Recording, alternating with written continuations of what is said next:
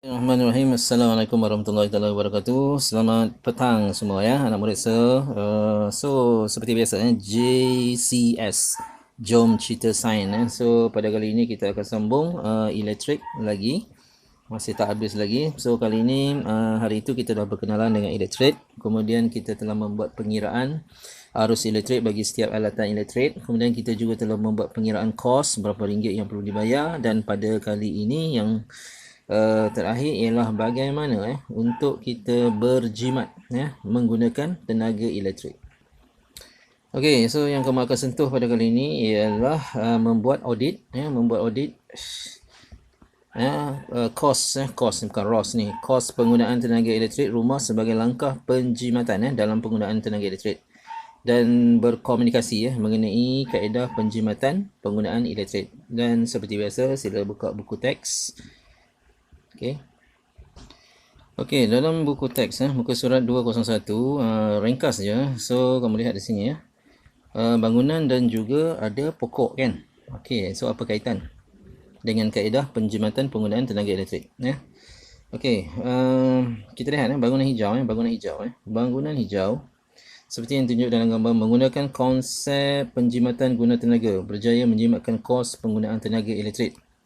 Okey, so bagaimana dia boleh menjimatkan ya? Okey, so ada tiga aspek So yang pertama sekali ialah sistem pengudaraan yang cekap dapat mengurangkan penggunaan alat pendingin hawa dan kipas.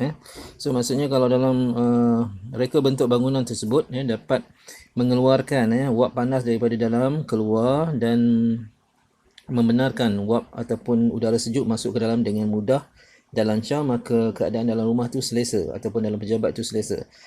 Jadi bila selesa, tak perlu buka kipas dan tak perlu buka aircon. Okey, kemudian faktor yang kedua ialah reka bentuk yang memaksimalkan pencahayaan. Maksud apabila waktu siang rumah kita, di dalam rumah dia tetap bercahaya. Maksudnya cahaya matahari dapat menembusi kan dengan cerahnya. So cuba cek di rumah ataupun di bilik kamu kan, cahaya cukup ke tidak. So kalau kata tak cukup, bermaksud pencahayaan bilik ataupun rumah tidak elok. Jadi sebab itu reka cipta ataupun reka bentuk rumah tu sangat penting. Kemudian faktor yang ketiga ialah pemasangan panel suria sebagai sumber tenaga. So ini adalah alternatif lah, di mana kita meletakkan panel cahaya matahari di atas bumbung untuk mendapatkan tenaga elektrik yang secara lebih percuma lah kan. Bukanlah percuma, maksudnya alat tu kita ada, so kita jana sendiri.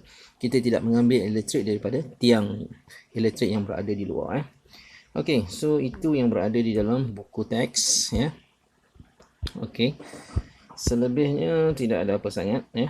Okey, mungkin QR code ni lah.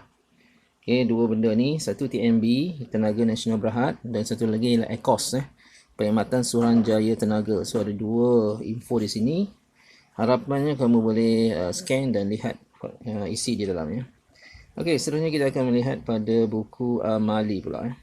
Okey, dalam buku amali, kamu lihat bahagian yang akhir sekali muka surat 138 cabaran kebat di sana. Okey, ada soalan di situ. 1A ialah bagaimana kamu akan mengira berapakah unit tenaga elektrik yang kamu telah gunakan dengan menolak data ini kan. Okey, kamu tolak. So kamu dapat berapa nilai. So yang itu akan didarab. Okey, dapat unit dulu. Okey, kemudian akan didarab dengan 25 sen. So kamu akan dapat penggunaan sebanyak itu, iaitu RM29.